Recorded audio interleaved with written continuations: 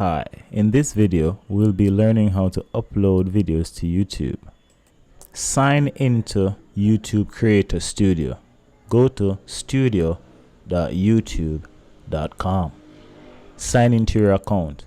If you are not already logged in, then you'll be asked for your username and password. In the top right hand corner, click Create, then click Upload Videos. Select the file you'd like to upload. Note, you can upload up to 15 videos at a time. Be sure to click Edit on each file to edit your video details.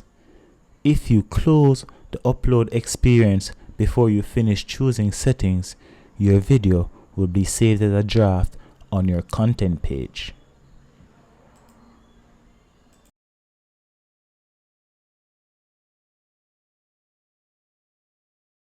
After completion of the upload, you can go to your content page, and there you will see your video saved in draft mode, and from there we will edit the video details in a later video.